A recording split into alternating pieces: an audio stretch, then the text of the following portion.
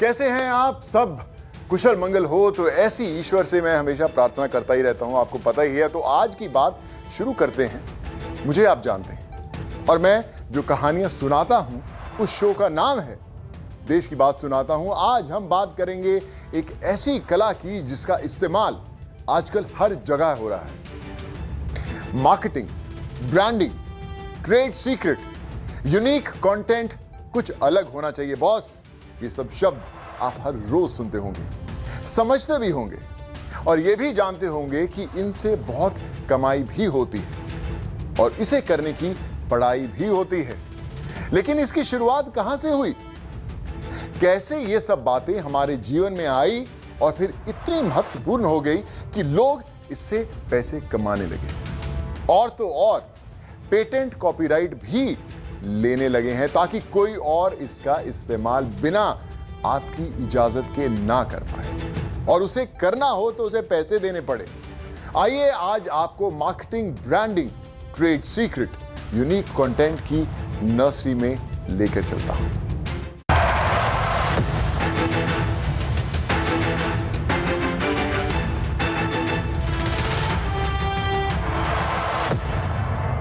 आजकल जिससे मिलिए वो किसी ना किसी ब्रांड की बात करता है। जूते से लेकर टोपी तक और खुशबू से लेकर बदबू तक हर चीज का ब्रांड है। जेब में पैसे के हिसाब से लोग ब्रांड पहनते हैं। उनको लगता है कि ऐसा करके उनकी इज्जत का प्रमोशन हो गया है। भले पैसे खर्च हो गए, उनकी पर्सनालिटी का सम्मान जो है वो बढ़ता रहना चाहिए। लेकिन क्या कभी आपने ये सोचा है कि ये जो रुतबा बढ़ाने का रेडीमेड फॉर्मूला है, इसके पीछे वजह क्या है? क्यों ऐसा हो जाता है कि आप कोई महंगा ब्रांड पहन ले तो लोगों की नजर आपके प्रति बदल जाती है या फिर वो ब्रांड आपकी आर्थिक, सामाजिक हैसियत का लाउड स्पीकर बन जाता है? बहुत गहरी बात है, समझना बहुत जरूरी है। मेरे साथ अलीगढ़ चलिए, वहां एक दुकान है।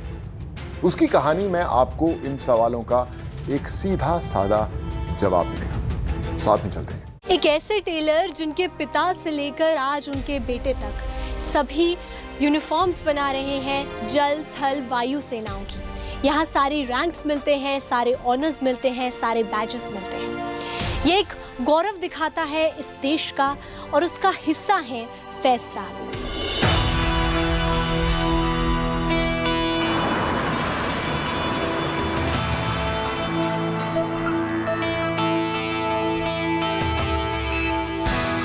फैज़ मोहम्मद, मैंने अपने फादर से काम से किया था, हाजी शेर मोहम्मद। आगरा के रहने वाले थे वो। आगरा से ग्रुप कैप्टन सुपुर करते, वो स्टेशन कमांडर रेस कोर्स में आए थे।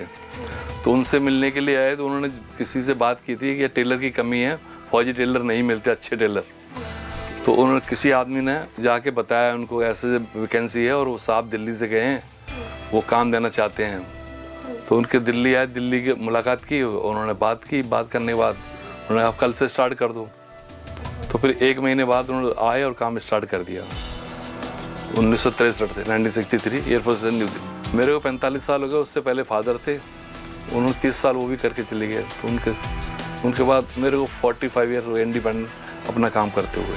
तो उनके बाद मैंने 1972 से अकेले दुकान साउथ ब्लॉक में स्टार्ट की थी, जो वहाँ 20 साल तक रही। उसके बाद सेना 1 क्यू ब्लॉक आर्मी हेडक्वार्टर के कैंटीन के सामने, वहाँ भी 20 साल चलाई। 20 साल के बाद अभी यहाँ एच ब्लॉक सिक्योरिटी ऑफिस के साथ शिफ्ट हो गया हूँ मैं। हमारे पास आर्मी, नेवी, एयरफोर्स और कोस्ट गार्ड का यूनिफॉर्म का मटेरियल और एसेसरी मिलती है। जैसे कैप बैज है, पी कैप है, कॉलर डॉग्स है, रिबन्स है, मेडल्स है, साइड कैप है, बैरी कैप है, पी कैप है, कैप बैज है, रिबन, मिनीचर मेडल।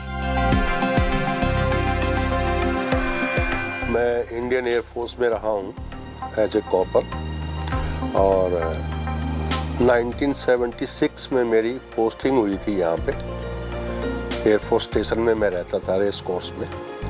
इनकी दुकान भी वहाँ हुआ करती थी पहले, तब से मैं इनको जानता हूँ। ऐसी सुविधा और कहीं पर भी इस तरीके से मिल नहीं पाती, क्योंकि ये एक तरह से ऑल इन वन इनके पास हिसाब है। आर्मी का, नेवी का, एयरफोर्स का, तीनों की ड्रेसेस, तीनों के जो रैंक्स हैं और फॉर्मेशन साइंस है, ये सारी की सारी जो है ना इनके पास अवेलेबल रहती है। और जो चीज़ यूनिक कोई कुछ बनवाना चाहता है तो वो इनके पास कारीगर है, वो यूनिक चीज़ें भी बनाते हैं पूरी की पूरी। तो जैसे ये आपके मेडल्स होते हैं, मेडल्स जो है ना सबके अलग अलग बनते हैं, तो उसके लिए कारीगर है इनके पास, वो बना करके उनको जो है देते हैं सबको। और ये बड़ी, क्योंकि मैं भी फोर्स में रहा हूँ, तो फोर्स के अंदर में क्या होता है कि टाइमली एग्जीक्यूशन बहुत ज़रूरी है। कल को अगर मुझे जो है मेडल्स लगा के जाने हैं तो कल जाने हैं, तो वो टाइम स्पैन जो है ना मेंटेन करना, अब एक टेलर शॉप पे ही हमें डिपेंड करना पड़ता है। तो इसके बाद इतना प्रेशर होने के बाद भी ये बड़े प्रेम से जो है ना सबको अटेंड करते हैं। मैंने आर्मी चीफ की भी सिली है, एयर चीफ की भी सिली है, नेवी चीफ की भी सिली है, जिनके सर्टिफिकेट मेरे पास है। आर्मी चीफ जो प्रेजेंट है उनके फादर क्या हुआ काम किया, वो एयरफोर्स में थे, वहाँ भी मैंने उनका काम किया हुआ है। चीफ बने थे, उन्होंने बुलाया था मेजरमेंट के लिए, मेजरमेंट लेके आया था मैं। वो पहले से भी जानते थे और उनको बताया भी था मैंने, ये पहले आर्मी मेडिकल पोस्टेड थे, मैंने आपके फादर का काम भी किया।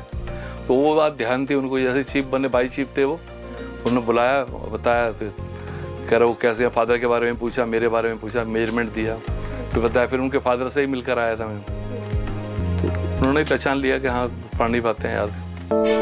और यहाँ सीनियर अफसर सारे ही आते हैं, जैसे कि लेफ्टिनेंट जनरल पुरी हैं, उनके फादर का काम भी है, जेके पुरी, उनके बच्चे का काम किया, 3 जनरेशन का काम किया हुआ मैंने। और काफ़ी सीनियर लोग आते रहते हैं, उनके सर्टिफिकेट भी हैं मेरे पास।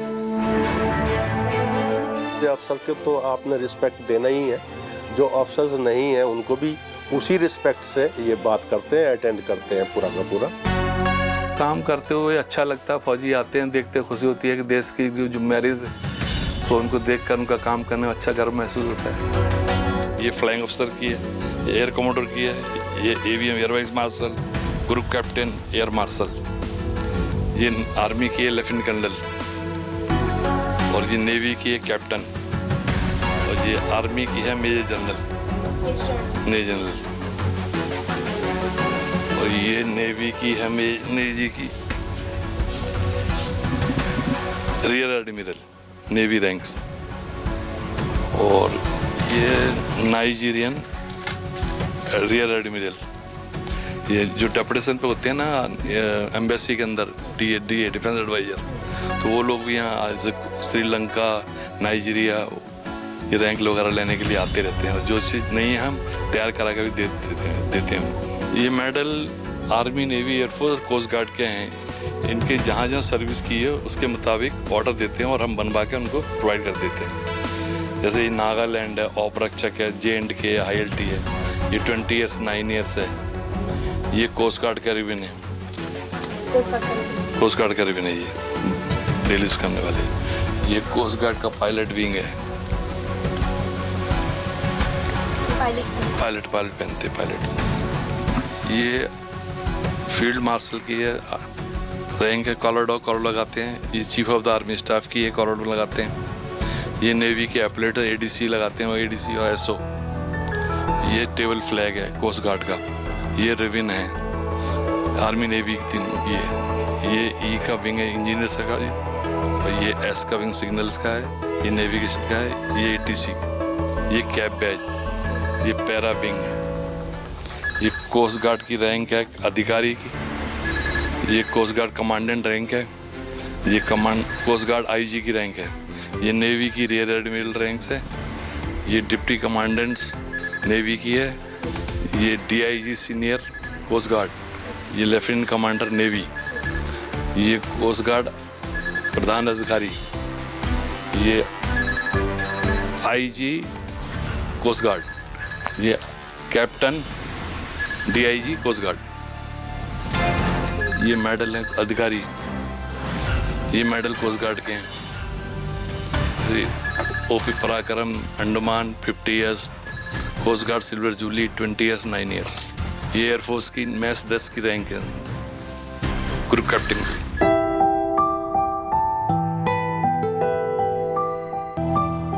जैसे शाहरुख खान फिल्म्स सीरियल बना रहे थे, फौजी, उसकी सारी यूनिफॉर्म मैंने बनाई है।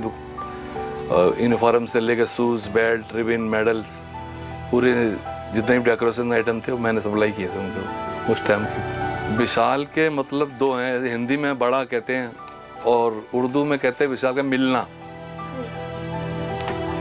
तो वो लोग कंफ्यूज हो जाते हैं विशाल के नाम से, तो ऐसा BISAL होता है, BISHL, विशाल होगा विशाल। वो गालिब का शेर है ना, ये न थी हमारी किस्मत के विशाल है यार, होता उसका विशाल है।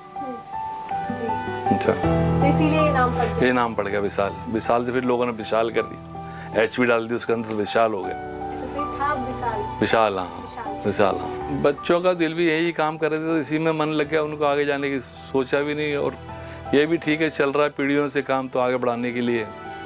एक बेटा मेरे साथ है, वो ये है, बाकी तो नहीं, दो करते दूसरा काम, जिनसे लोग मिलने के तरसते हैं, जिनके कंधों में देश का पूरा भार है और हम उनकी वर्दी बना रहे हैं, तो बड़ी खुशी होती है, अच्छा भी लगता है हम इतने बड़े अफसर का काम कर रहे हैं। तो आगे भी ये काम ऐसे ही चलता रहेगा? उम्मीद तो करते हैं, देखो आगे भगवान के मालिक क्या होता है, उम्मीद करते हैं चलता रहे ऐसे ही, यादें ताज़ा होती रहे।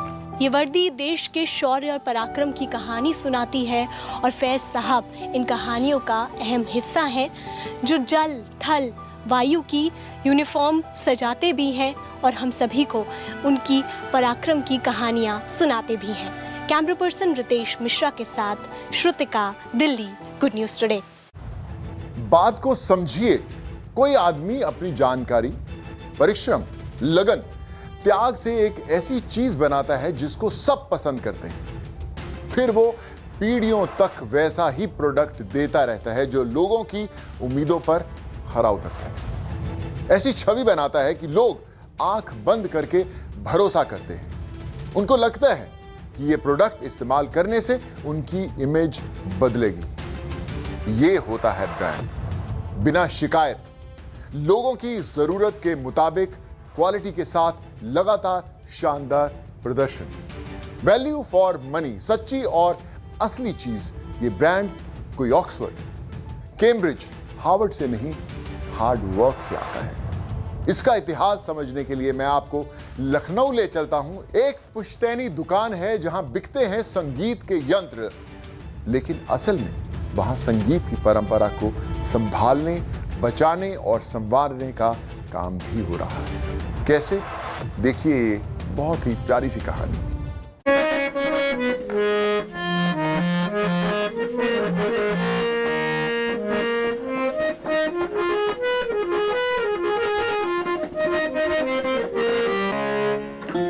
अल्लन साहब एंड सन्स, लखनऊ की लाटूश रोड पर करीब 100 साल पुरानी दुकान।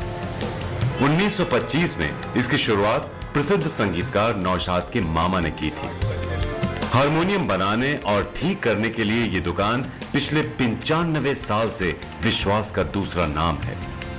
हाँ, हमारे दादा को भी बहुत अच्छी म्यूजिक आती थी, हमारे फादर को भी बहुत अच्छी म्यूजिक आती थी, तो जिसकी वजह से ट्यूनिंग में उनको बहुत इजी हो जाता था, क्योंकि बगैर हारमोनियम प्ले किए हुए ट्यूनिंग नहीं हो सकती है, और ट्यूनिंग ही मेन चीज़ है हारमोनियम की। हारमोनियम तो बहुत लोग बना लेते हैं, लेकिन ट्यून करने वाला आपको नहीं मिलेगा। ये ब्रांड हमारे यहाँ से ही चलता रहा है हमेशा, ट्यूनिंग वाला। तो आज भी हम लोगों के ख़ानदानी चल रहा, तो उसी हिसाब से होता है काम। जिस हिसाब से हमारे दादाजी, हमारे फादर के टाइम से होता था, वही आज तक के हम लोग अपने को उसी तरीके से बनाए हुए हैं। ट्यूनिंग भी उसी तरीके से होती है, सब कुछ उसी तरीके से काम करते हैं हम लोग, उसमें कोई बदलाव नहीं है। जो तरीका उनका था वही तरीका आज भी चला आ रहा है हमारे काम का। दुकान की दीवारों पर करीने से उन लोगों की तस्वीरें सजाई गई हैं जिनका कभी न कभी इस दुकान पर आना हुआ, या फिर जिन्होंने इस दुकान से अपने संगीत के साज को ट्यून किया। संगीतकार नौशाद तो इस दुकान पर काम भी करते थे। जिस टाइम पे हमारे दादाजी के साथ काम करते थे, उस टाइम पे उनकी उम्र हो गई 16-17 साल की। तो हमारे दादाजी उनको अपने साथ ले आते थे, अपने साथ लगाए रहते थे, अपने साथ काम सिखाया उनको। लेकिन काम के साथ साथ उनको दिलचस्पी म्यूज़िक से बहुत ज़्यादा थी दिलचस्पी, तो वो म्यूज़िक की तरफ ज़्यादा ध्यान देते थे, काम की तरफ कम ध्यान देते थे। उसके पर उनको डांट भी पड़ती थी, सब कुछ होता था, उसके बावजूद भी वो मानते नहीं थे। बड़े बड़े उस्ताद थे लखनऊ में, उनके पास चले जाते थे और अपना सारा समय उन्हीं के यहाँ बिता करते थे। तो उनको ढूंढा जाता था, फिर कहाँ है तो मालूम देता था कि फला उस्ताद के बैठे हुए सीख रहे हैं वो बैठे हुए। तो ऐसे ही उनकी ज़िंदगी चला करती थी। लेकिन मेन जो थे वो मामू ही थे उनके, जो इस लाइन में भी लाए थे उनको। बिना मामू के वो कुछ भी नहीं हो सकते थे। वक्त के साथ पीले पड़ चुके कागजों को जब दुकान के मौजूदा मालिक संभालते हैं तो हिंदुस्तान में संगीत के हर प्रमुख नाम का इस दुकान पर पता मिलता है। तबले में थे हमारे यहाँ वाजिद खलीफा थे, वो आते थे। अहमद जान थे, रकबा साहब थे, वो आते थे। बिरजू महाराज का खानदान पूरा आज तक के आता है, समझ लीजिए। अब उनसे अच्छा तो नृत्य में कोई है ही भी नहीं, बिरजू महाराज। ऐसे ही बहुत आते थे। तलत महमूद साहब ने हमारे दादा से हारमोनियम बनवाते थे। तो ये सब ऐसे ही सब जो जितने भी नामी गिरामी थे सब ज़्यादातर हमारे दादा के पास आते थे। देखिए मैम, मैं 2011 में लखनऊ में आया और मैं चूँकि म्यूज़िक लवर हूँ, मेरा बच्चा भी म्यूज़िक सीखता है। तो जैसे ही मैं आया तो मैंने पता करनी चाहिए यहाँ पे कौन सी दुकान है। तो मैं इनकम टैक्स डिपार्टमेंट में काम करता हूँ, तो मेरे ऑफिस में बहुत लोग म्यूज़िक लवर हैं, तो उन लोगों ने मुझे यही दुकान रिकमेंड करी और तब से मैं लगातार इस दुकान में आता हूँ। यहाँ की चीज़ें जो है मतलब बहुत क्वालिटी में बहुत बेटर हैं और जितने भी इंस्ट्रूमेंट्स वगैरह हैं सब ट्यून वगैरह करके आते हैं। और थोड़ा हम लोगों का ये भी लगाव है कि नौशाद जी ग्रेट म्यूज़िक कंपोज़र, तो उनका भी इफेक्ट है, उनसे हम लोग इतना प्यार करते हैं। और ये बहुत पुरानी दुकान है मैम, बहुत अच्छी दुकान है। यहाँ ये समझना जरूरी है कि दुकान का काम ही उसका नाम है। नौशाद के मामा की दुकान है, नौशाद यहाँ काम करते थे या यहाँ बड़े बड़े कलाकार आते थे, ये काफी नहीं है। असल में इस दुकान में काम की जो क्वालिटी लगातार मेंटेन की गई है वही इसकी पहचान है। उनके नाम से तो मिला ही, लेकिन हम लोगों की अपनी भी बहुत मेहनत थी। हमारे दादाजी की बहुत मेहनत थी, हमारे फादर ने भी बहुत मेहनत की है। तो अपना ब्रांड बनाने में हमारे यहाँ दादा और हमारे फादर का बहुत हिस्सा है। वो लाइन अलग हो गई, फिर वो म्यूज़िक क्लब में चले गए एकदम। तो हम लोग जो थे अपनी कारीगरी में रह गए।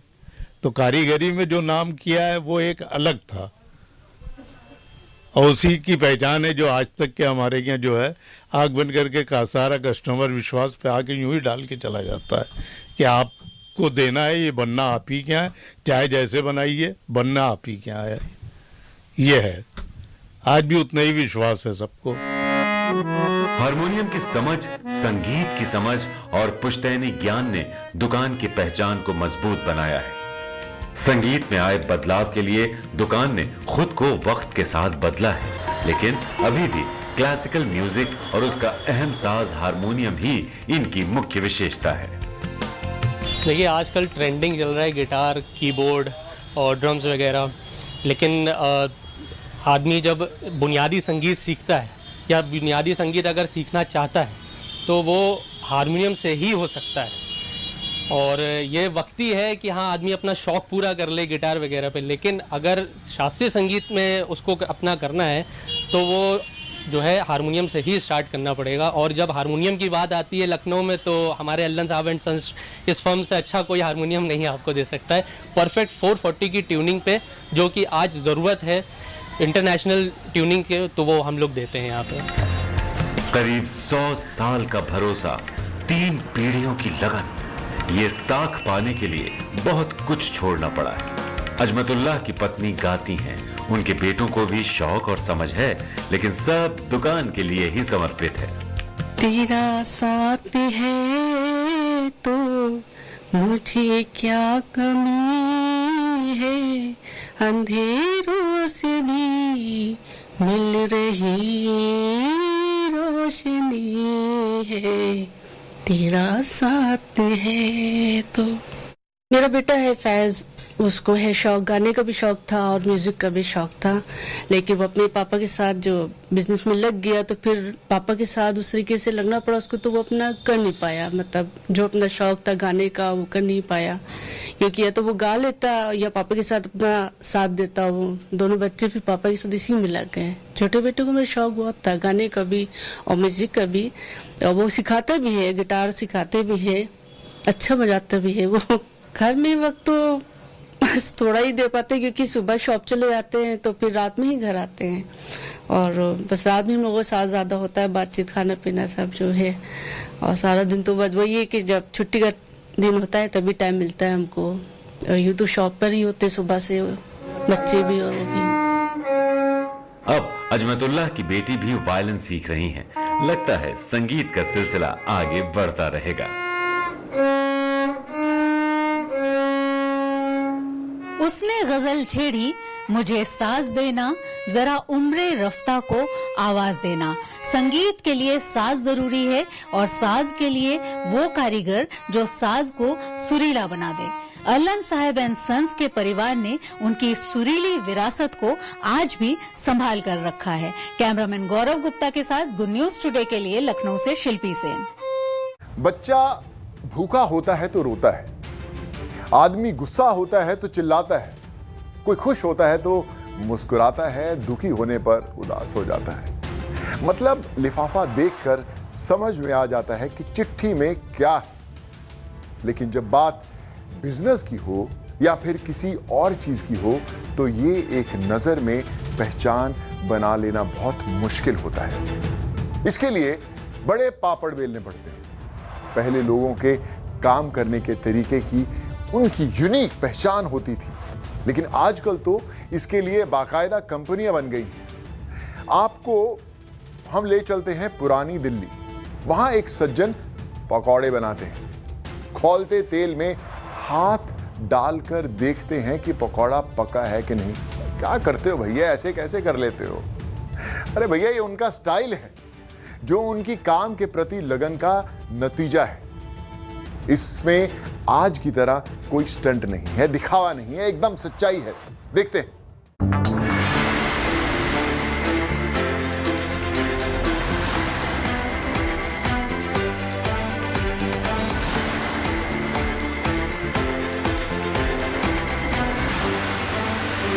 मेरा नाम दीपक है। ये शॉप हमारी अराउंड 1960s में स्टार्ट हो गई थी, उससे पहले ही 1955 आप कह सकते हो।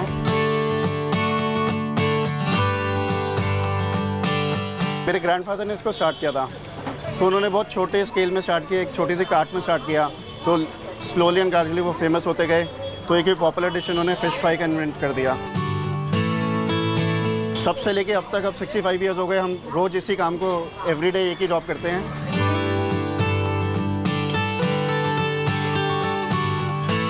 हमारे यहाँ chicken, fish, meat and all curries मिलती हैं, सारा नॉनवेज आइटम्स होता है। तो फ़िश फ्राई हमारा सबसे ज़्यादा फेमस है। तो जब हमारे ग्रैंडफादर ने स्टार्ट किया तो उन्होंने एक अट्रैक्शन, वो गरम खौलते तेल में फ़िश हाथ डालकर फ़िश को फ्राई कर लेते थे। तो उसको देखते हुए बहुत लोग दूर दूर से आते थे और उनको रिक्वेस्ट करते थे। तो जब क्राउड इकट्ठा होता था तो वो उनको समझाते थे कि तेल बिल्कुल ठंडा है। तो इस वजह से इन्होंने एक ट्रेंड ऐसा स्टार्ट किया कि वो तेल जबकि 200 डिग्री 250 डिग्री गर्म होता है, बट वो उसको खौलते तेल में हाथ डाल कर निकालते थे। तो तब से फिर मेरे फादर ने भी सीखा, मेरे फादर से फिर मैंने भी किया। तो अब हम थर्ड जनरेशन है जो इस काम को कर रहे हैं। तो इट्स बीन 70 ईयर्स कि हम इस शॉप को रन कर रहे हैं और एवरीडे ये एक्टिविटी होती है। और जो भी हम खाना बनाते हैं वो फ्रेशली एवरीडे बेसिस पे बनाते हैं। तो 9 o'clock 10 o'clock तक हम सब कुछ सेल ऑफ कर देते हैं।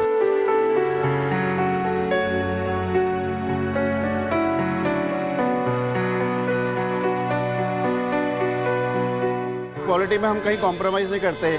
बहुत फेमस अट्रैक्शन है कि वो खौलते तेल में हाथ डाल कर निकालते हैं। दूसरा फ्रेशनेस है, और हमारे जो अपने स्पाइसेस हैं सब कुछ हम अपना प्रिपेयर करते हैं। हमारा कोई आउटसोर्सिंग या किसी चीज़ पे हम डिपेंडेंसी पे नहीं है। तो एक फ्रेश फूड मिलता है हर एक को, तो कस्टमर्स को बहुत अच्छा लगता है और वो इसको पसंद करते हैं। और जो टेस्ट हमारे ग्रैंडफादर से चलता आ रहा है वही टेस्ट और ट्रेंड को हम मेंटेन करते हुए आ रहे हैं अभी तक।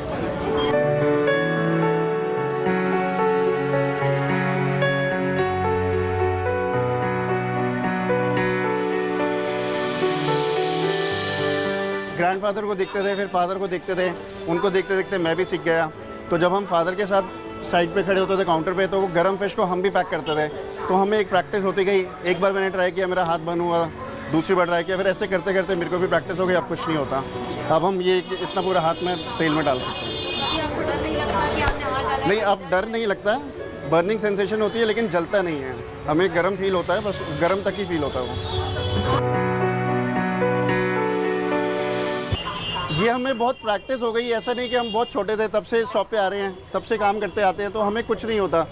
जब गरम फिश हम पकड़ते थे, ये देखो ये हमारा हाथ,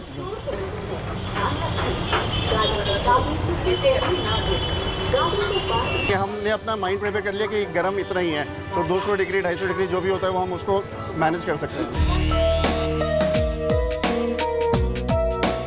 ऑल ओवर दी वर्ल्ड से आते हैं जितने फॉरेन टूरिस्ट हैं, एवरीबडी नोज, जो इस पॉइंट पे आएगा उसको पता है कि यहाँ की attraction, main point of attraction क्या है। वो हमें आते ही, जितनी फैमिलीज आती हैं, जितने दूर से लोग आते हैं, वो हमें रिक्वेस्ट करते हैं कि आप ये करके दिखाइए हमें। मेन अट्रैक्शन हमारे कस्टमर्स की, तो हम उसको तोड़ नहीं सकते, जिन्होंने हमें 70 ईयर्स अब तक हम ऑपरेट करते हुए आए हैं।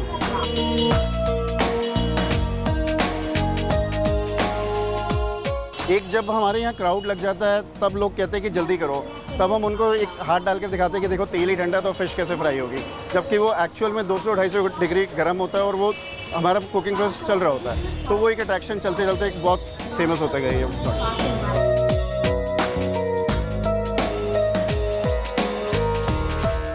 तो हमें प्रैक्टिस हो गई, पहले हमारा भी हाथ जला ही है, बर्न होता था, तो लेकिन वो बस प्रैक्टिस से ही हम प्रिपेयर्ड है कि ये इतना गर्म है, क्योंकि हम ये इस जॉब को रोज़ करते हैं, तो हमें अब इतना फील भी नहीं होता। पहली बार जब किया था, क्योंकि हम पैकिंग काउंटर पे खड़े होते तो हमें फील करके थे, हम गरम फिश का स्लाइस भी नहीं उठा सकते थे, तो लेकिन अब हम यहाँ तक पहुँच गए हैं कि पूरा हाथ डाल सकते हैं। तो जितना गर्म यही है उतना गर्म ये होता था, तो अब हम इसको पैक नहीं कर सकते थे, हम इस लैडल को नहीं उठा सकते थे, ये भी गर्म हो जाता है। तो फिर उससे हम सीखते गए और प्रैक्टिस ही है बस, और कुछ नहीं है। ऐसा कोई इसके ऊपर ट्रिक या कुछ भी नहीं है, सिर्फ एक प्रैक्टिस है जिससे हम यहाँ तक पहुँचे। जो हमारी इस दुकान की अट्रैक्शन है कि खोलते तेल में हाथ डालकर फिश निकालते हैं, वो यही करने जा रहे हैं हम। ये देखिए,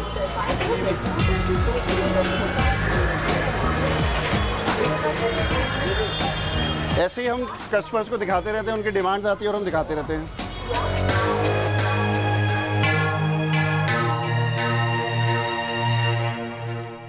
सी फूड के अंदर फ़िश रहती है, विंटर्स के अंदर हम सुरमई फ़िश होती है, वो सी फिश होती है, और समर्स के अंदर रिवर फिश यूज़ करते हैं। फिर उसके साथ साथ चिकन पहले नहीं यूज़ करते थे, अब चिकन के आइटम्स हो गई, ग्रेवी आइटम्स हो गई, तो ऐसे हम बढ़ते जा रहे हैं। और फ़िश की हमारे यहाँ बहुत डिमांड रहती है, रोस्टेड फिश और फ्राइड फिश, टिक्काज, उसके टिक्काज। हाँ जी, फिश के अंदर भी इतनी सारी स्पीशीज़, इतनी सारी क्वालिटीज़ होती है जिसके ऊपर हम खुद जाके परचेज़ करते हैं। एवरीडे मॉर्निंग हम गाज़ीपुर में होते हैं, वहाँ से परचेज़ करते हैं, फिर उसके स्लाइसेस करते हैं, फिर हम मैरिनेट करके फिर उसको सेल ऑफ के लिए लेके आते हैं। तो इट्स अ लॉन्ग प्रोसेस, मतलब हमारी 18-19 आवर्स की एवरीडे जॉब होती है, तो तब हम यहाँ तक पहुँचते हैं। तो एवरीडे फ्रेशनेस की हम एश्योर कर सकते हैं कि जो भी प्रोडक्ट हम यूज़ करते हैं दैट इज़ फ्रेश। बेसिक से मसाले होते हैं, अजवाइन है, पीली मिर्च है, बेसन है, जो हर घर में अवेलेबल होता है, लेकिन इसको सही क्वांटिटी में यूज़ करना, वही किस फिश को हमारी मेन टेक्निक है कि किस क्वांटिटी में और कब मैरिनेट करना। ना हमारा सॉल्ट ज़्यादा होगा, ना मिर्च स्पाइसेस ज़्यादा होंगे, अजवाइन के प्रॉपर फ्लेवर्स होते हैं, और वही होता है कि वो फ़िश का अपना फ्लेवर निकालते हैं। फ़िश के अपना टेस्ट होता है जो खाली कुछ मसालों से वो एनहांस होकर अच्छे से रोस्ट और फ्राई कर सकते हैं। ये देखिए, हम ऐसे थोड़ा सा अजवाइन हो गया, ये बेसन है, ये मिर्च है जो हम यूज़ करते हैं, और इसको ऐसे मैरिनेट करके फिर हम रखते हैं, और ऑर्डर्स आने पे हम इसको सेल आउट करते हैं।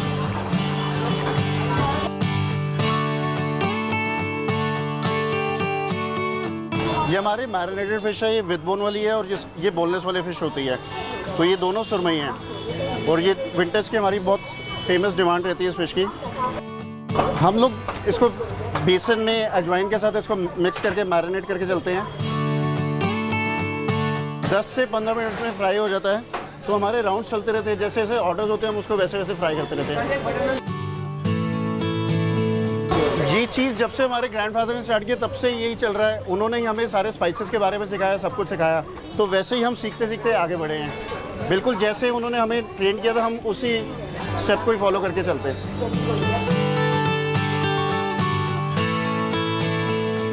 ये जनरेशन टू जनरेशन चल रहा है, तो मैंने भी इसको कंटिन्यू कर लिया, तो ग्रैंडफादर फादर अब हम हो गए, तो इसलिए कर रहे हैं इसको एज इट इज़, वैसे का वैसे ही चल रहा है।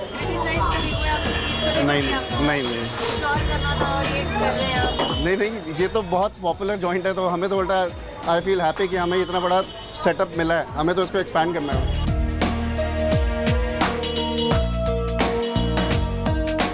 दो ब्रांचेस है, एक करोलवा का, एक पश्चिम विहार है। लेजेंडरी ब्रांच यही है जो शुरू से चल रही है। पश्चिम विहार को 3-4 साल हो गए सेटअप को किए हुए, तो उसके साथ साथ हम अपने बिजनेस को ग्रो कर रहे हैं। हमारा सीजनल काम होता है, विंटर्स में ज़्यादा डिमांड्स होती है, समर्स में इतना वो नहीं होता, समर्स में फ़िश का काम नहीं होता। उस डिमांड से मतलब नहीं होता, जितना हम काम कर सकते हैं हम उतना ही करते हैं। हमें ऐसे नहीं कि हम 11 बजे तक ले, हम 9:30 10 बजे तक अपना पैकअप कर लेते हैं। इतना पॉपुलर जॉइंट हो गया कि अब हमें everybody knows us by the face. हम कहीं पे जाते हैं तो दूर से ही हमें कॉल करते हैं, तो एक अच्छा फील करते हैं हम इसको। जो पहचान है, जो नाम है, वही एक हमारे कस्टमर्स का भरोसा है। हमारे पेरेंट्स, ग्रैंड पेरेंट्स की मेहनत ने हमें यहाँ तक पहुँचाया कि वो कस्टमर्स को हमारे पे बहुत बड़ा विश्वास होता है कि जो भी क्वालिटी मिलेगी वो अच्छे से मिलेगी। तो वो एक जो भरोसा है, हम उस भरोसे को ही कंटिन्यू रखते हैं, उस भरोसे को तोड़ नहीं सकते। वही एक हमारी पहचान है, आगे हमारी ग्रोथ और फ्यूचर वही है।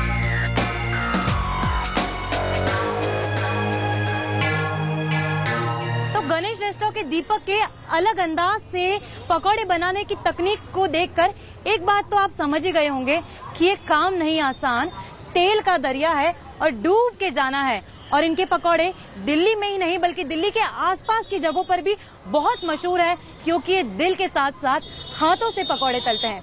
वीडियो जर्नलिस्ट हितेश के साथ गुड न्यूज टुडे के लिए तेजश्री पुरंदरे।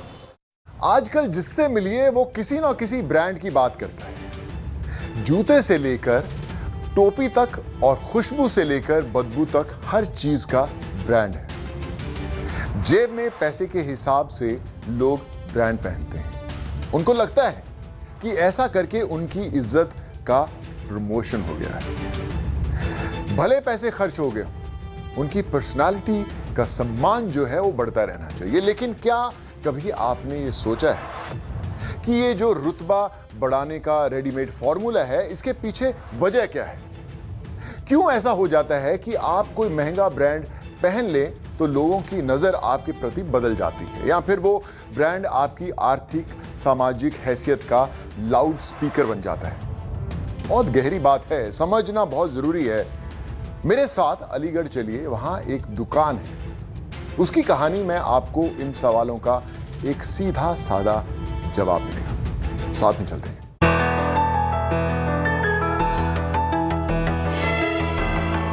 अच्छा, शेरवानी इतना आसान नहीं है बनाना, बाकी ड्रेस तो बहुत आसान है। तो ये शेरवानी जो है एक तारीखी चीज़ है। ऑटोमन एम्पायर जब थी उस वक्त से ये शेरवानी हमारे इंडिया में इसको मकबूल शोहरत मिली। हालांकि मैं खुद अपने मैं एक इंजीनियर हूँ, मुझे इसी में इंटरेस्ट आया कि मैं इसी काम को आगे बढ़ाऊँ। अच्छा, शेरवानी इतना आसान नहीं है बनाना, बाकी ड्रेस तो बहुत आसान है, लेकिन शेरवानी बनाने के लिए पूरी बॉडी का स्ट्रक्चर को देखना ज़रूरी होता है कि बॉडी का शेप क्या है, इस शेप में कौन सी शेरवानी जो है वो ज़्यादा फिट होगी। इस चीज़ को देख कर के शेरवानी बनाई जाती है। पहले शेरवानी बनाने में एक हफ्ता 2 हफ्ते लग जाते थे। शुरुआत जो की वो सबसे पहले जो तालिब नगर के नवाब साहब थे, नवाब अब्दुल समी खां, उनकी शेरवानी पहले दिल्ली में जाती थी सिलने के लिए। वहाँ एक बड़ी रैंकिंग कंपनी थी ब्रिटिश, उसमें सिलती थी और उसमें उन्हें कई बार जाना पड़ता था उसके लिए, ट्राई के लिए और फिटिंग के लिए। लेकिन सबसे पहले हमारे वालिद साहब ने उनकी शेरवानी उन्हीं के बाग में रह कर के सी और वो उन्हें बहुत पसंद आई। उसके बाद से फिर ये सिलसिला शुरू हो गया। फिर डॉक्टर जाकिर हुसैन जब वाइस चांसलर बने जामिया मिल्लिया के, तो उन्होंने उस वक्त शेरवानी सिलवाई। और वो सिलसिला जब अलीगढ़ मुस्लिम यूनिवर्सिटी के वाइस चांसलर, अभी बिहार के गवर्नर, फिर वाइस प्रेसिडेंट, फिर प्रेसिडेंट, तकरीबन 17 साल शेरवानी उनकी सिली गई, डॉक्टर जाकिर हुसैन। और उसके बाद जितने भी प्रेसिडेंट्स ऑफ इंडिया हैं, वीवी गिरी हैं, संजीवा रेड्डी हैं, डॉक्टर फ़खरुद्दीन अली अहमद हैं, और ज्ञानी ज़ैल सिंह हैं, और अबुल कलाम, डॉक्टर अबुल कलाम हैं, और उसके अलावा जो मौजूदा हमारे प्रेसिडेंट हैं, राष्ट्रपति हैं, राम नाथ कोविंद, प्रणब मुखर्जी, इन सब की शेरवानियाँ हमारे से सिल के जाती रही हैं। इसके अलावा जो फिल्म इंडस्ट्री में भी हमारी शेरवानी मशहूर हुई, तो एक तो ये कि सैफ अली ख़ान ने जो पर्सनली हमसे शेरवानी सिलवाई बुला करके, और उसके अलावा इससे पहले मजरू सुल्तानपुरी थे, वो शेरवानी पहना करते थे, वो मुस्तक़िल शेरवानी हमारे यहाँ की पहना करते थे। तो ये शेरवानी जो है एक तारीख़ी चीज़ है और जो है एक हिस्टोरिक है, हिंदुस्तान की तारीख़ है, और ये हिंदुस्तानी लिबास है। ये शेरवानी जो है एक बहुत पुराना, जो एक गंगा जमनी तहज़ीब का एक हिस्सा है शेरवानी। और ये आज से नहीं, सैकड़ों साल पहले से ये शेरवानी का लिबास चला आ रहा है। और ख़ास तौर से जितने भी नवाब और राजा महाराजा ये लोग इस शेरवानी को पहना करते थे। जिस वक्त इंडियन इंडिपेंडेंस में इंडिया में तकरीबन 500 रियासतें थीं, 500 रियासतों के सारे नवाब शेरवानी में रहते थे। और उसके जब पहली जो इंडियन यूनियन बनी है उसमें जो जवाहरलाल नेहरू, पंडित जवाहरलाल नेहरू ने जो है वो शपथ ली है, उसमें सारे मिनिस्टर शेरवानी में थे। ऑटोमन एम्पायर जब थी उस वक्त से ये शेरवानी हमारे इंडिया में इसको मकबूल शोहरत मिली और उस वक्त से अब तक जो है शेरवानी में जो है लोग ने, अब एक आम हो गई ये शेरवानी, हर आदमी उसको पहनने के लिए। लेकिन पहले ये शेरवानी जो है सिर्फ राजा महाराजा नवाब ये लोग पहना करते थे। तो मैं, हालांकि मैं ख़ुद अपने जो है मैं एक इंजीनियर हूँ और मैंने मास्टर्स किया मैकेनिकल इंजीनियर में, लेकिन चूँकि मैं अपने वालिद साहब के साथ रहा इसलिए मुझे इसी में इंटरेस्ट आया कि मैं इसी काम को आगे बढ़ाऊँ। इसलिए मैंने वहाँ की सर्विस, जो एक मैं लेक्चरर था यूनिवर्सिटी में इंजीनियरिंग कॉलेज में, उसको छोड़ करके मैंने यहाँ पर काम शुरू किया। हमारे ये सेकंड जनरेशन है, अब थर्ड जनरेशन भी अब आ गई है। थर्ड जनरेशन जो है उसने भी काम शुरू कर दिया है, लेकिन हमारी अपनी सेकंड जनरेशन है। नहीं, शेरवानी तो चूँकि एक जो है सेलिब्रिटी का लिबास है, तो इसमें हमने इसको काफ़ी इम्प्रूव किया है। और उसके अलावा मौजूदा ज़माने में मॉडर्न उसमें जो ये डिज़ाइनर शेरवानी के नाम से आई आगे, और अब डिज़ाइनर शेरवानी बहुत मकबूल है और हर आदमी शादी पर इसको पहनना पसंद करता है। तो इसलिए अब इसको हमने जो है मॉडर्न उसमें ला करके इसको डिज़ाइन में इसको कन्वर्ट किया है शेरवानी को, ताकि जो शादी पर जो शेरवानी है ताकि वो एक अलग नज़र आए, एक दूल्हा जो है वो एक अलग नज़र आए, उसकी एक पहचान हो।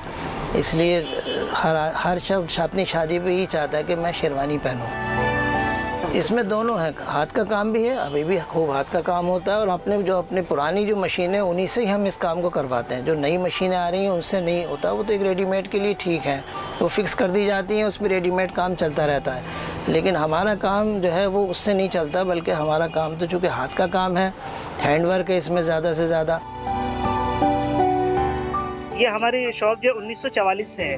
हमारे दादा जो है मेहंदी हसन जो टेलर के नाम से मशहूर हैं, उन्होंने जो इसकी शुरुआत करी थी 1944 में। और उसके बाद जो फिर हमारे वालिद साहब फादर जो है अनवर मेहंदी साहब हैं, वो मौजूद हैं और अल्हम्दुलिल्लाह वो देख रहे हैं, और हम जो है हमारे वालिद साहब हैं, हम भी जो है इस काम को सीख रहे हैं और आगे बढ़ा रहे हैं। जो एक्टर्स हैं उनमें राज बब्बर की भी बनी है और सैफ अली खान ने भी अभी बनवाई है और उन्होंने बहुत पसंद करी है। और वाइस प्रेसिडेंट जो है हामिद अंसारी साहब मुस्तकिल जो है हमारे यहाँ की शेरवानी पहनते हैं। और एक बात और बताते चलूँ कि अलीगढ़ मुस्लिम यूनिवर्सिटी जो है वो पूरी दुनिया के अंदर जो है इल्म और अदब का गहवारा माना जाता है, और शेरवानी की रिवायत जो है यहाँ पर बहुत पुरानी है। हम तो 3 पीढ़ियों से पहनते हुए आ रहे हैं यहाँ की शेरवानी। यहाँ ऐसी फिटिंग बनाते हैं कोई टेलर आसपास बना नहीं पाता। हजारों दुकानें, लेकिन इस जैसी फिटिंग कहीं नहीं। जब मैं 2018 में अलीगढ़ आया तो मैंने इनके बारे में काफ़ी कुछ सुना था। मैंने सुना था कि यहाँ से जवाहरलाल नेहरू, काफ़ी पुराने लोग जो सेलिब्रिटी हैं, जो नेता है, चॉइस करते हैं, अगर वो अलीगढ़ आते हैं तो यहाँ जरूर विजिट करते हैं, क्योंकि ये अपने एक शेरवानी के नाम से ही फेमस है। प्रेसिडेंट है रामनाथ कोविंद, इनकी 2 शेरवानियाँ सिली हैं, एक ब्लैक कलर की और एक बादामी कलर की। उसके अलावा पूर्णम मुखर्जी की बनी है, और वाइस प्रेसिडेंट हामिद अंसारी साहब, उनकी काफ़ी सारी शेरवानियाँ सिली हैं। और उसके अलावा एक APJ अब्दुल कलाम साहब की सिली। हमारे यहाँ की शेरवानी की जो फिटिंग है वो बॉडी का मुताबिक हम बनाते हैं, बॉडी फिट, जैसे बॉडी का कट होता है उसके हिसाब से उसको शेप दे करके बनाया जाता है। ये खूबी है जो और टेलर इसको नहीं दे पाते। वैसे मैं एक इंजीनियर हूँ, लेकिन मैं अब इस काम में ही अपने आप को मैं अच्छा महसूस करता हूँ। और अब नेक्स्ट जनरेशन जो हमारी तीनों बेटे हैं हमारे, वो भी इसी काम में हैं। और अपने वालिद साहब यानी मेहंदी हसन साहब जो थे, उनसे हमने इस काम को सीखा और इसको हम अब आगे बढ़ा रहे हैं। बने रहिए मेरे साथ गुड न्यूज टुडे पर। जारी है देश की बात एक छोटे से ब्रेक के बाद। अब हम किराने का सामान लेने जाते हैं तो तेल, मसाला, पापड़, आटा, चीनी, चाय की पत्ती, टूथपेस्ट, डिओड्रेंट, सबका अपना अपना ब्रांड होता है कि भाई टूथपेस्ट तो यही वाला चाहिए, चाय की पत्ती तो भैया यही डालना। और हां, जब आंख खुले और अखबार पढ़ रहे हों तो दिन की शुरुआत उसी के साथ होनी चाहिए। तो ऐसा क्यों होता है भाई? ऐसा इसलिए होता है कि उन चीजों में आपके लिए कुछ खास होता है जिससे वो आपके दिल और दिमाग पर कब्जा कर लेती है। ये कैसे होता है? आइए आपको एक कहानी से समझाते हैं। गाड़ी हम सभी चलाते हैं, लेकिन गाड़ी का मालिक होना और उस गाड़ी को अपने मन मर्जी के मालिक होकर चलाना दो अलग अलग चीजें हैं। आज हम आपको एक ऐसे शख्स से मिलवाने वाले हैं जो पंजाब से ताल्लुक रखते हैं। पंजाब में डगडग करते हुए ट्रक और ट्रैक्टर की आवाज को उन्होंने अपने दिल में उतारा और अब उस दिल की धड़कन को वो बुलेट के जरिए सुन रहे हैं अपने एक नए और अनोखे अंदाज में। कैसे? चलिए देखते हैं।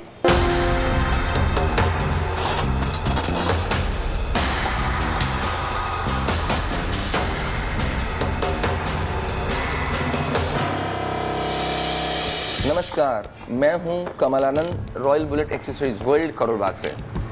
दोस्तों, हम लोग 1964 से आप लोगों की सेवा कर रहे हैं। पहले 4 व्हीलर मॉडिफाइड करते थे, cars, premier, ambassador, Padmini, Fiat, और उसके बाद 91 के अंदर हम लोग ले आए कंप्यूटराइज मशीन्स जर्मन से। क्रिप्टन की मशीन्स आई जिन्होंने लोगों को बताया कि 4 व्हीलर की कंप्यूटराइज व्हील अलाइनमेंट बैलेंसिंग कैसे होती है, स्कैनिंग कैसे होती है। फिर वक्त चेंज हुआ। 2015-16 में हम लोगों ने रॉयल एनफील्ड, होंडा, जावा की एक्सेसरीज एंड मॉडिफिकेशन स्टार्ट कर दी और आज रिजल्ट आपके सामने है।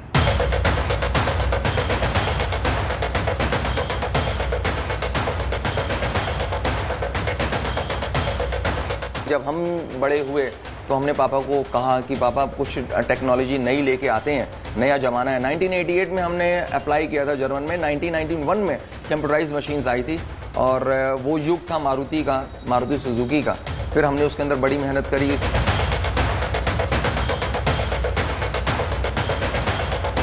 तो हम लोगों ने 2015-16 में रॉयल एनफील्ड से रिलेटेड जितनी भी मॉडिफिकेशन, लीगल मॉडिफिकेशन, इसमें 2 चीज़ें होती हैं, लीगल और इलीगल, लेकिन हमने लीगल मॉडिफिकेशन पे ध्यान दिया और अपने स्टोर को रन किया और आज आप लोग प्यार करते हैं रॉयल बुलेट एक्सेसरीज वर्ल्ड को, रॉयल बुलेट फैमिली कहते हैं।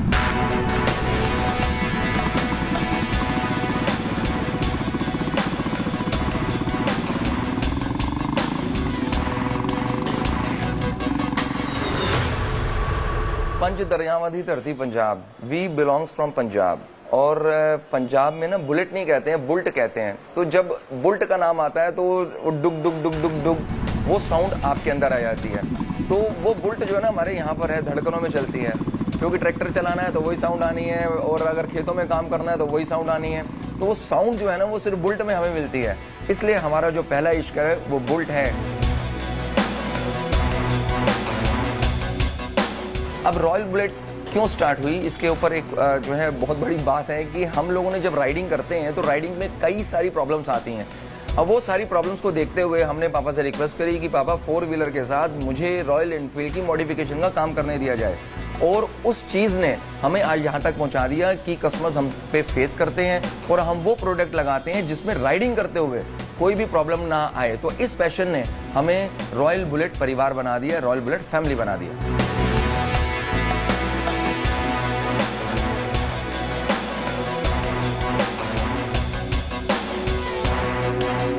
ये है jewellery shop for riders for bikers. हर एक चीज आपको यहाँ अवेल हो जाती है जब आप राइडिंग पे जा रहे हैं, चाहे वो हो आपके ये मास्क, या हो आपके ग्लव्स, या हो आपके ये फेस मास्क इस तरीके से, और ये एंटी क्लियर ग्लासेस बेचते हैं। और प्रोडक्ट के साथ किसी भी तरीके का कॉम्प्रोमाइज हमारे यहाँ नहीं होता है। वो सारी चीजें आपको एक ही जगह पे मिल जाती हैं जिसमें आपको पूरी की पूरी गारंटी मिलती है कि ये जो स्टफ है आपको राइडिंग में कभी प्रॉब्लम नहीं देगा। जब आपको क्वालिटी मिलती है तो आपको प्रमोशंस की जरूरत नहीं पड़ती है। मेरी जो प्रमोशंस है वो राइडर्स जब इकट्ठे बैठ के चाय पीते हैं ना तो बोल देते हैं कि रॉयल बुलेट पे चले जाना, वहां पर ये सामान मिलेगा। तो क्वालिटी बहुत बड़ी चीज होती है। आप अगर कोई भी प्रोडक्ट बनाते हैं या बेचते हैं, अगर आप क्वालिटी प्रोडक्ट बेच रहे हैं तो आपको कभी भी किसी भी डिजिटल प्रमोशन, इन चीजों की जरूरत नहीं पड़ेगी और रीजनेबल प्राइस पे काम कीजिए। Quality matters. एक समय के लिए क्वालिटी आप मेंटेन कर सकते हैं, लेकिन अगर आपको लॉन्ग लास्टिंग चलना है तो उसके लिए आपको बड़ी मशक्कत करनी पड़ेगी। मशक्कत का मतलब ये है कि जो फैक्ट्रीज हैं जहाँ ये सामान बनता है उनके ग्रेड चेक करने पड़ते हैं कि क्या ग्रेड का सामान है, क्या ग्रेड का सामान नहीं है। और जब वो यहाँ फैक्ट्री से हमारे पास पहुँचता है तो भी चेक करना पड़ता है। हल्का सा भी कोई प्रॉब्लम होती है मतलब एज सुन एज पॉसिबल उसको रिवर्ट कर देते हैं, चाहे वो कस्टमर को डिलीवर भी हो चुका हो, हम वापस मंगा लेते हैं। तो क्वालिटी मेंटेन करने के लिए अगर आपको लॉन्ग चलना है तो उसके ऊपर बड़ी मेहनत कर रहे हैं हम लोग, और उसी वजह से ये जो नेम फेम हुआ है रॉयल बुलेट परिवार का, क्वालिटी की वजह से हुआ है। और क्वालिटी में मैं कोई भी कॉम्प्रोमाइज़ ना करता हूँ, ना करूँगा, ना आने वाले टाइम पे ये प्रॉब्लम किसी को भी फेस होगी।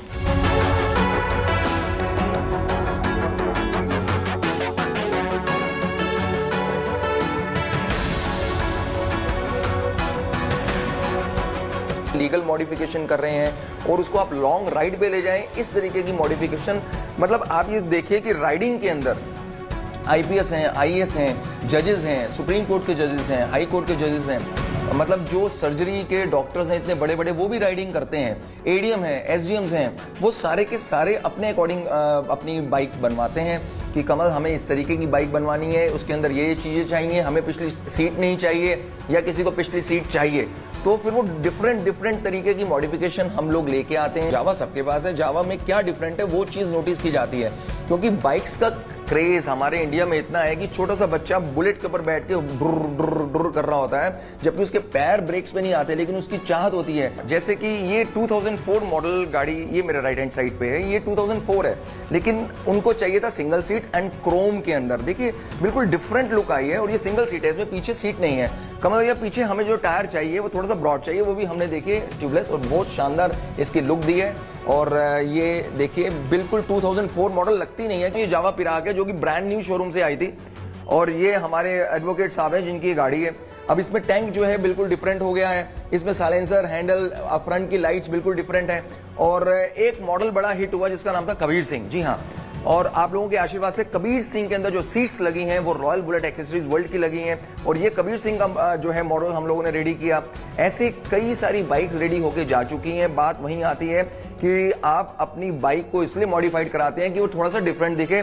1996 में हम फ्लाई कर गए न्यूजीलैंड, और जो सिटी थी वो ऑकलैंड में मोबिल का सर्विस सेंटर, कारों का सर्विस सेंटर, जहाँ पे हम लोगों ने मतलब मैंने वहाँ पर काम किया 1.5-2 साल। उसके बाद फिर इंडिया हम लोग वापस आ गए, क्योंकि कुछ जो है एटमॉस्फेयर हमें इंडिया का ही अच्छा लगा, इसलिए इंडिया में आके फिर हमने इसको इम्प्रोवाइज करके मॉडिफिकेशन में हमने डाल दिया। और आज 2015 से लेके 2021 आ चुका है, और हम लोग इस पोजीशन पे हैं कि सब लोग कहते हैं वाह कमल भाई वाह।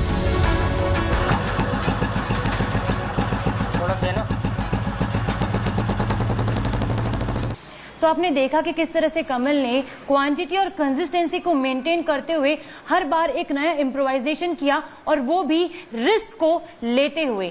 ऐसा इसीलिए हुआ क्योंकि कमल ने जो है कभी भी अपनी क्वालिटी से कॉम्प्रोमाइज नहीं किया।